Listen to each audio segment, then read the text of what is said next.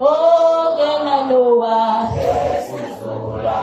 ongena ngena, ongena ngena, Noah, ngena Noah, yesizukulwane sakho.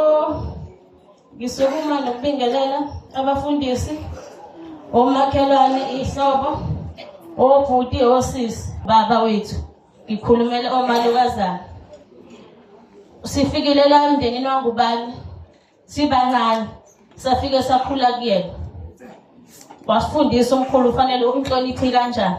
Uma ngabe umkhulu ekhuluma nawe befuna ukuthi uhlale phansi umlalele ukuthi uthini, sikwenze lokho. Sahlala kahle, wasimukela, wasifaka emathumbini akhe, akazazi sivalele ngaphandle. Kuze kufike lesi sikhathi sokuthi uyagula. Ugule sikhona sonke, uqala kwakhe ukugula, sagijima ebhedlela kodokotela nezesinto izinto sayisebenzisa, kodwa kwasho ukuthi ukufa kuyamihlula. Kubuhlungu kakhulu uma ngabe sekuhamba umuntu omdala ekhaya, kodwa esimthembisa khona sizohlala kuleli khaya, sishiye kulona noma ngabe kunjani, ngoba akukho la sizoya khona, usishiye sikhona ekhaya kangubani. Ukugula kamkhulu kube buhlungu kuthina, wasifundisa izinto eziningi nezingaphezu kwethu kufanele sizenze ngoba kuyasiphoqa, ngoba sihamba naye la sihamba khona esephathekile.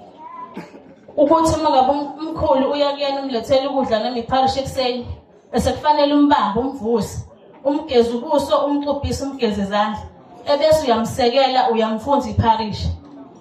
Ubuhlungu engabona ngomsombuluko ngimhambisela iparish, ngamvusa, ngamsekela, ngamboneza kimi, ngaphinda ngathatha enye ingubo ngamsekela.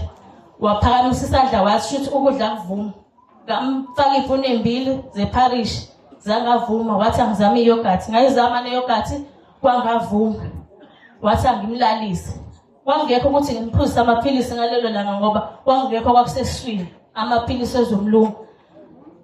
Kubuhlungu, angazi nokuthi ngithini ngomkhulu. Sikwenzile konke okufanele sikwenze nabana kwethu, senza ukuthi kubonakala ukuthi umkhulu siyamthanda. Konke sikwenza sikwenzela yena ngoba silapha emagcekeni sikhonela yena. Ukuba yekho yena ngaba sikho thina.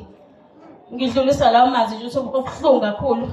Sawamakoti bakwakhe sibuhlungu kakhulu. Asazi kuzoba kanjani mangabe sihambile, njobe sihambile ukuthi sizosala sibe yini, kodwa siyathemba ukuthi sizosala silibambe ikhaya. Ngiyabonga, uhambe kahle mkhulu, noma afunde ukumbani inkokho zabantu, miyalusa. Siyabonga.